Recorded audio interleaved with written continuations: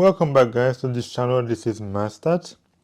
We are going to do some exercises on operations on radical expressions. Before we move on, take a moment, hit that subscribe button, and of course like the video and share it with your friends if they also need help. That way they can get help from this amazing channel. Without any more delay, let's get active. Okay, so we're going to start with easy to hard problems. So let's say we have something very easy. Square root of 3 minus square root of 3, they have the same radicand and they have the same index, same radicand, number 3, and same index. Then we can just add them together or subtract them together. So that would be 0, right? Yes. So basically what we have here is actually we have 1, and we have actually 3 to the power of 1/2 minus 3 to the power of 1/2. That's going to be 0. Next, let's say we have something as follows. We have 3 cube root 11 minus 8 cube root 11. So guess what? As long as you have the same radicand and the same index, you can add them or subtract them. So that would be 3 minus 8 would be negative 5. 11 cube, negative 5 cube root of 11. Let's go a bit much harder now. Let's say we have this kind of work. We have 18x plus 75, 75x. Now, by looking at it, we can see that we cannot add them because they don't have the same word, same radicand. But remember, when we are adding and subtracting radical, we have to go to the lowest or the simplest form. If you guys go back to part 1, because this is part 2, in part 1 I mentioned about the simplest form. When you're adding and subtracting, you have to put them in the simplest form. And so this one we're going to have the chance to actually do that. So simplest form is you cannot have the smallest number that is not a perfect power of the index. So the radicand cannot be, right? He cannot be the perfect power of the index. In this case, the index is basically 2. So the index here is actually 2. It's like a non-spoken language. It's like saying 1. Well, 1 is basically 1 over 1, right? But we don't write it. Or when we say x, well, x is basically x to the power of 1, but we won't write it because it's not already known. So when it comes to radicals, if you see something like this, that means this is a 2 square root. So we don't write the square root, right? So that means the number I have to have here and here are not supposed to be a perfect power of 2. So what would be 9? Are we 18? 18 is 9 times 2, right? And then 75, what would be 75? It would be 25 times 3. So what does that mean? That means basically, is 9 a perfect power of 2? Yes. Why? Because 3 squared is equal to 9. So in this case, we're gonna take out the 9 and put it outside, meaning we're gonna do what we call the distributive formula. So we're gonna have, or actually we're gonna do the product formula. Remember the product formula? When you can rewrite it, or the multiplication formula, that will be equal to square root of 9 times square root of 2 plus square root of 25 times square root of 3. Now I'm going to put the x because that's part of it too, but you get the point. So now, what is square root of 9? Square root of 9 is 3. So you have 3 times square root of 2x plus, what is square root of 25? It's 5 times 3x. Right? So now, can we add these together? No. So therefore, the answer is going to be what? 3 square root of 2x plus 5 square root of 3x. Because the radicand and the index are not the same, because the radicand are not the same, then we cannot actually add those two together. Remember, the radicand and the index have to be the same for you to be able to add two radicals. Let's move to something even much harder. Let's say we have something as follows. We have 6y square root of x cubed y minus 2 square root of x cubed or y cubed. What can you do now? So by looking at it, we cannot do anything. So what we're going to do, we're going to simplify it. I'm going to rewrite this one right here as 6y. Square root of x cubed is going to be what? It's square root of x squared times x times y minus 2. And I'm going to write x cubed as x squared times x. Okay? So whatever the index is, you need to get the radicand to become the perfect square of that index. So I have x cubed, I'm going to write x squared times x, and I have y cubed, I'm going to write y squared times y. So I have 6y, and now I can do the multiplication rule or product rule, which is square root of x squared times square root of x and y minus 2 square root of x squared y squared, actually no, square root of x squared 2 square root of x squared times square root of y squared times square root of x and y. The reason why I put the x squared by themselves is so I can do the simplification. So I get 6y, square root of x squared is x, and then we have xy, square root of xy, minus 2, square root of x squared is x, square root of y squared is y, and square root of xy.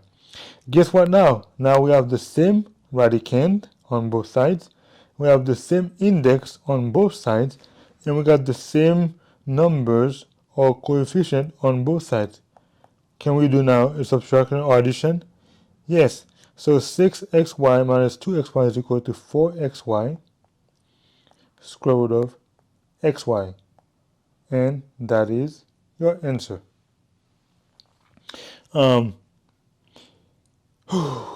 Okay. That actually, you know what? Let's do one more of the addition, like a much harder one, and then I'm gonna do a part 3 for multiplication. Man, I thought it was gonna be pretty short, but longer. Let's say we have now the cube root of 54 x y cubed, okay, minus 5 times the cube root of 2x y cubed plus the cube root of 128 x y cubed. Now, what are we going to do now? What we are going to do is what we've been doing earlier. Because now your index is actually 3, right? So now you want to find a perfect power for 3, meaning what number, when you multiply it 3 times, gives you a number. So let's go step by step. So we're gonna work on this one. Actually, you know what? Let me do that actually first. I'm gonna choose a different color. So right now I have this color. Okay. I have this color. I'm gonna use this one. Okay. So we're gonna work with this one right here. So we have cube root of 54 xy cubed. Now, because it's already y cubed, then that's already a perfect power. So I'm going to leave that by itself. I'm going to say we're going to have the cube root of y cubed times the cube root of 54x. Now, I don't know for 54 yet, but can I find a number in 54 that when I take the cube root of that number, it gives me a integer? Well, I have that number, all right? So I'm going to have cube root of y cubed times that number. I have the cube of 27 times 2, right? Because 27 is a perfect power of 3, right? Because 3 times 3 times 3 is 27. So therefore, I'm going to have the cube root of 27 times the cube root of y cubed times the cube root of 2x. Now, what is the cube root of 27? It's going to be 3 times y and cube root of 2x. So that means I have the first one right here. Now let's work with the second one. I'm going to choose a different color for that one. Let's work with this one now. So we have 5 cube root 2xy cubed. Well, we don't have much to do because we already know 2 is not a perfect power of 3 and x is not, but y cubed is. So I'm going to have 5 cube root of 2x times the cube root of y cubed. And y cubed, the cube of y cubed is y. So I'm going to have 5 cube, oh, my bad. I'm going to have 5 y times the cube root of 2x, and therefore I have the second one. Now let's work with the third one, with this one. So I'm going to have the cube root of 128 xy cubed. Now, what can we get from that one? Let's see. What number, if I multiply it by itself 3 times, will give me 128? Well, there's none. Let's see. How about, let's do something. Okay, for that one, I want you guys to think, let's do some LCM, the least common multiple. So I'm going to have 128, okay? So if we can find a number that repeated itself 3 times, that's the one we were looking for. So if I do by 2, if I divide by 2, I'm going to have 6, I'm going to have 4, right? That's that.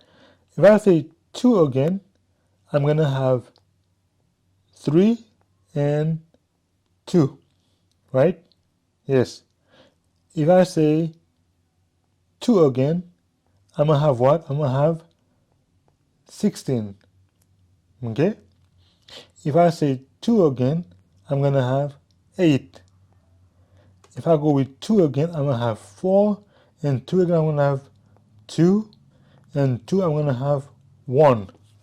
So that means 128 is actually 1, 2, 3, 4, 5, 6, 7 2's. So now what I can do, I can write 128 as cube root of 2 to the power of 7 x y cubed. Okay? Now, what I'm going to do next is, I have 2 power of 7, but 7 is not a perfect power of 3. So which number do you think is a perfect power of 3? Well, if you said 6 and 3, you're correct. So that means I can say cube root of 2 power of times 2 power of 3 times 2 power of 3 times x y cubed. That is, oh, and then, oh, my bad, almost forgot one thing.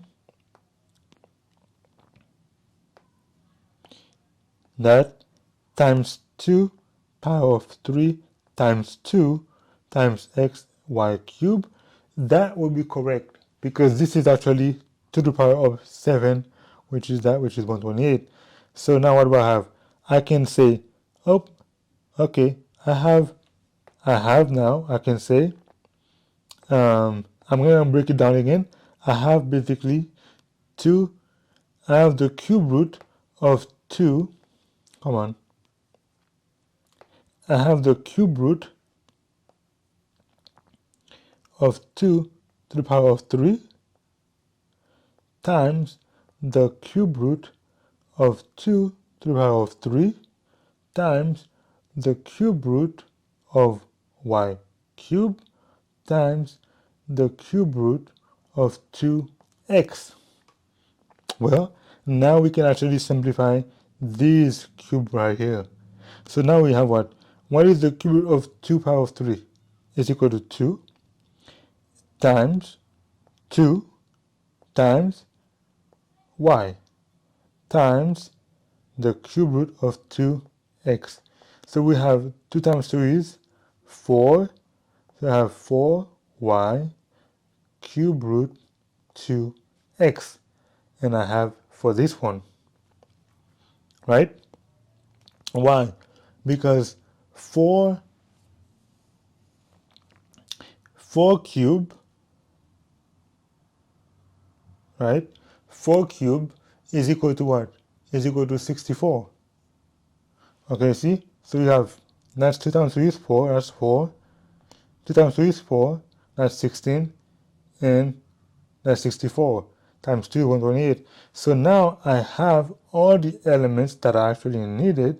Now I can go and work on the problem. So what was the problem again? The problem was we had what? We had the cube root of 54 xy cubed minus 5 the cube root of 2xy cubed plus the cube root of 128 xy cubed. Well, now we know what that is, and what this one is, right? So what is the first one? First one is equal to 3y times the cube root of 2x. And the second one is 5, right? 5y times the cube root of 2x. And the last one is 4y times the cube root of 2x. Do they have the same indices? Yes. Do they have the same radicand? Yes. So can we add them together? Yes. Why? Because they all have the same types of coefficient variable, which is y. So because they're all the same, they look alike, it's basically doing 3 minus 5 plus 4. That's basically what it is now. So which is equal to what? Equal to 2, right? So what we're going to have 2y cube root 2x. And that is your final answer. So guys, do you see how easy it is? Once you do it step by step, you can actually get to be able to good at doing mathematics. All it takes is the right person to explain it to you to make it as easy as it can get. If you like the video, give it a thumbs up, and of course, don't forget to hit that subscribe button and help me out. Donate to my channel, my Cash App, PayPal, and Zelle. They're all there, and of course, I'm waiting to see you guys for the next video. This is MathStats. Hope to see you guys again. Until then, MathStats out.